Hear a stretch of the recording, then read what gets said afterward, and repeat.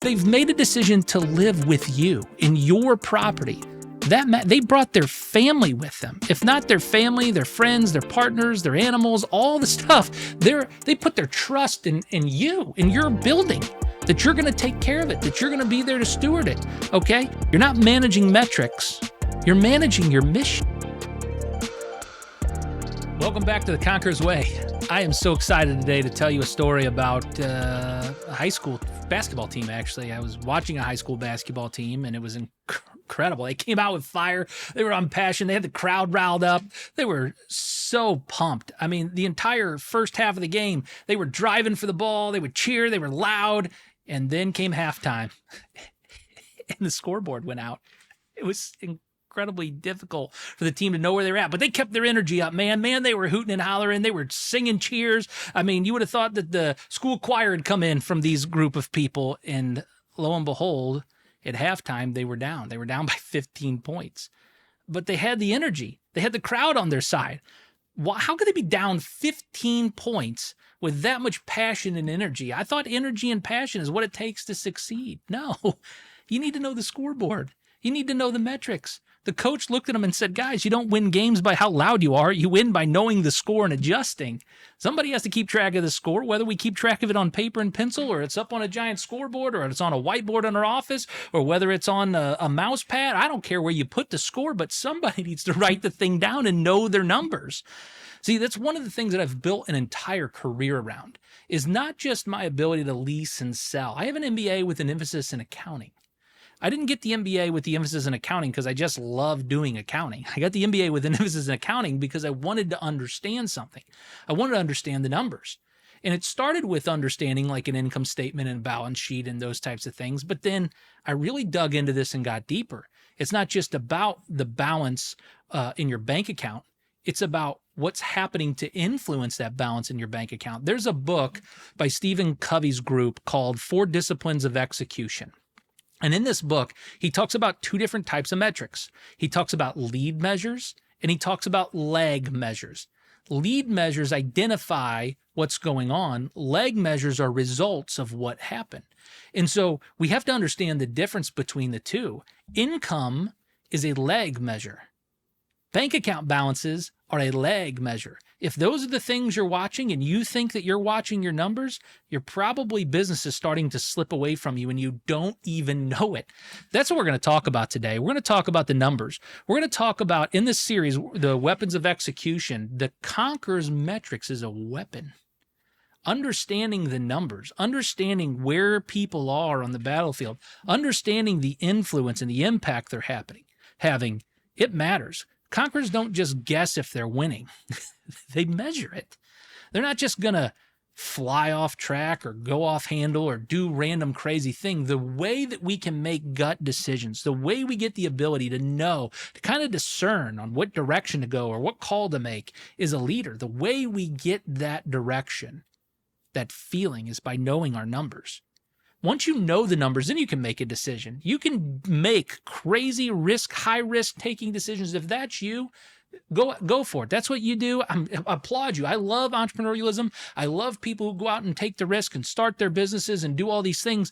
But you can't just start it without knowing your numbers. If you don't know how much money you have for a down payment, you can't buy that property.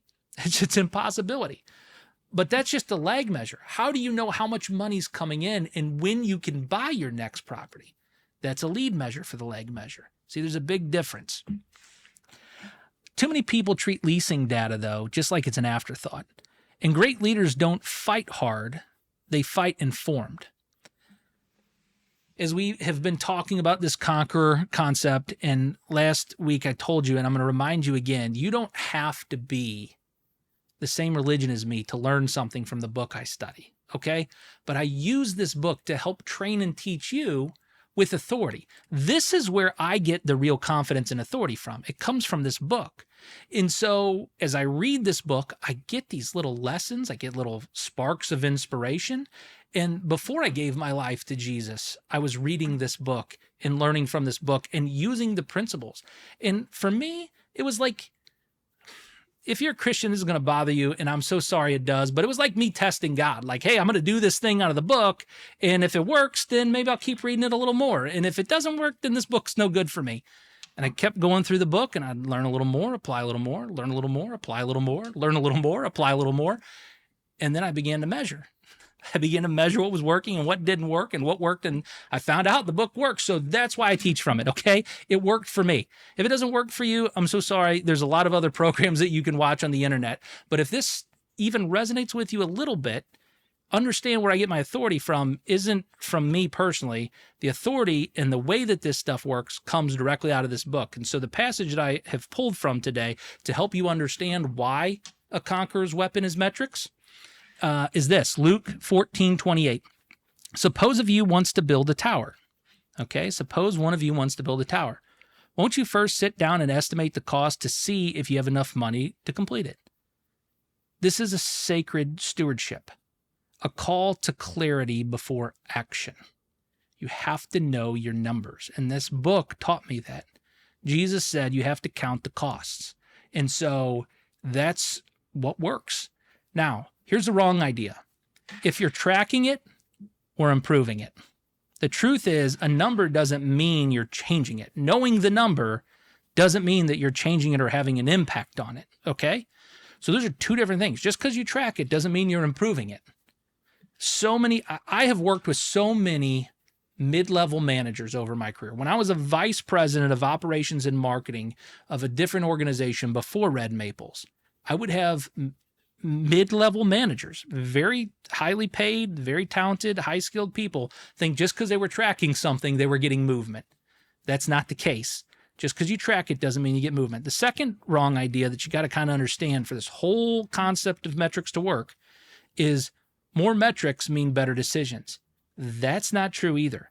I've had bosses in my past, and they drove me absolutely insane. They wanted every little thing and every little detail tracked and documented and I's crossed and T's dotted, and they had to know every number. They needed to know this ratio and that ratio and where this lead came from and what this and what that. And they had no reason for wanting to know all of this information. It didn't mean they could make better decisions because they had it. In fact, when I finally got all the data analytics stood up, I had somebody tell me, like, Nathan, I don't know if you know this, but you basically stood up a multi-million-dollar data studio for somebody. I had no idea. Wasn't part of my job or my role, but they wanted to know the numbers and we just solved it and figured it out. But just because we knew those numbers didn't mean they were making any better decisions. So be careful about overanalyzing your business and your metrics as well. Okay? With those two warnings, we're going to get into the mindset stuff. If you're not tracking the numbers, what you're tracking is your impact. Every single number means something. There's a person behind the number. That person matters. Their life matters. Every house is somebody's home. Every apartment unit is somebody's home, their living space. They've made a life decision to be with you for at minimum a year. Okay, so you're a short-term rentals person. That's not what this show's about, but 6 months, okay? They've made a decision to live with you in your property. They brought their family with them. If not their family, their friends, their partners, their animals, all the stuff. They put their trust in you, in your building, that you're going to take care of it, that you're going to be there to steward it, okay? You're tracking your impact. Every single number matters. You're not managing metrics. You're managing your mission. Every single number that you're tracking needs to tie back to your core values as an organization and what you're trying to achieve in those values towards your mission. I'm going to show you how this works, okay? I'm going to show you how we do it, at least at Red Maples. You can apply what is appropriate for your organization. So let's talk about these battlefield metrics. I always give you practical applications. I'm going to give you some tools today. What are some metrics that you could track in your business and which ones matter? Here's some that matter. The move-in ratio. So applications to move in. This is something that you need to track in your business. Somebody applies, are they making it into the unit? Okay. You're going to have a number of denials. We already know that. But then there's a certain number of people that once they're approved, they should be making it in. If for every 10 applications, you have just one that's not moving in, okay, Mr. Large Hedge Fund Investor, that's one family that didn't get to live in the place they wanted to take their family. That's one kid that didn't get to go to the school that the family wanted that kid to go to. That's one pet that didn't get the yard and they had to get rid of the dog because they move into somebody that doesn't allow pets into their home. That's one individual who wanted to start their life and go to work for a specific company and live close so that they can be productive and get raises down the road.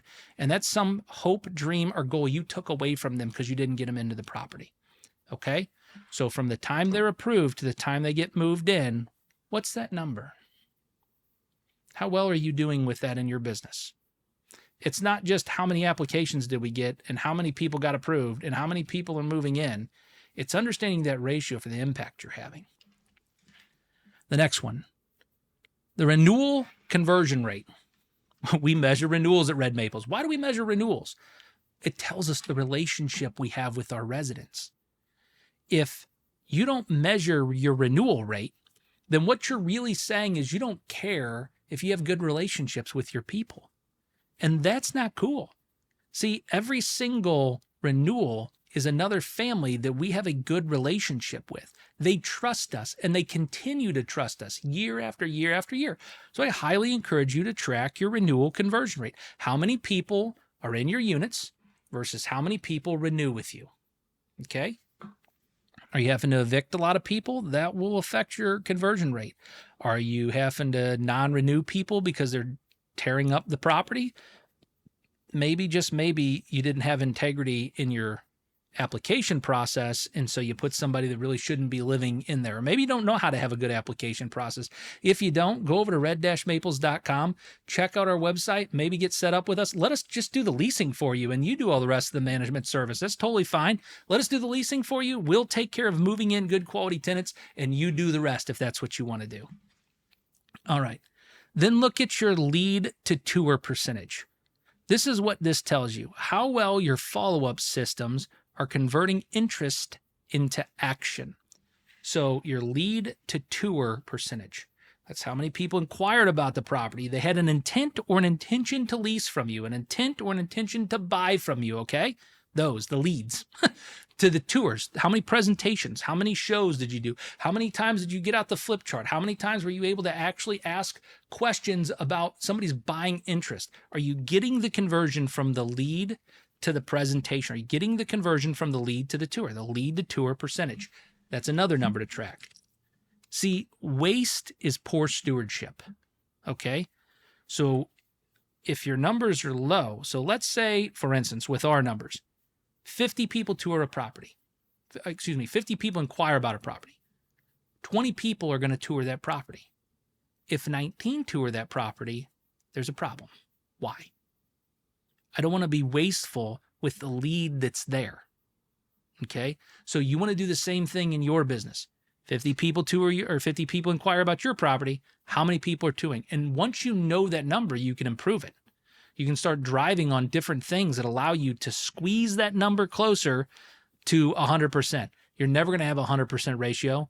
That's never going to happen. However, you can get good at identifying the right people who show interest in your property and start to shrink that ratio. You can get good at following up with the people who are interested in that property and make sure they get a tour booked. Okay? Then you can get really good at confirming those tours and make sure they actually attend those tours. So there's a lot of different things you can do. I've talked about the entire process and the entire journey that somebody's going to go through and where you can optimize. But this ratio is one of those ratios that's just imperative, that just tells a story of you were given these leads. Are you honoring them by responding to them with excellence? And then once we understand our tour and our lead to tour percentage, once we understand our renewal conversion rates, and once we understand our move-in ratio, then we can start looking at other metrics within our business that's going to have an impact. But I told you the importance of counting the cost and why this is so important. And I told you that organizations that do this with excellence, each number is tied to their core values. So let me show you how this works. At Red Maples, we have a series of core values, okay? Those core values are doing the right thing, They are seeking the truth in every situation, innovation, partnership approach, building community. These are the slumlord versus the real estate investor, and the last one being doing the right thing. Rule followers. Rule followers is the last one. So do the right thing, seek the truth, partnerships, innovation, building community, slumlord versus real estate investor, and rule followers. Those are our core values as an organization. If I look at the move-in ratio, this shows us our follow-through and follow-up strengths. This helps with conversion and consistency, and this is stewardship through completion. This tells me if my team is doing the right things, if we're doing the right by our partners, if we're following the rules that our organization has put in place. These types of core values ultimately lead to the mission that Red Maples has to provide institutional style performance-driven management for small multifamily investors so that you can achieve double-digit returns with your small multifamily. That's why we have those core values, because they tell us what metrics to track. That's why these metrics are important to me. They should be important to you.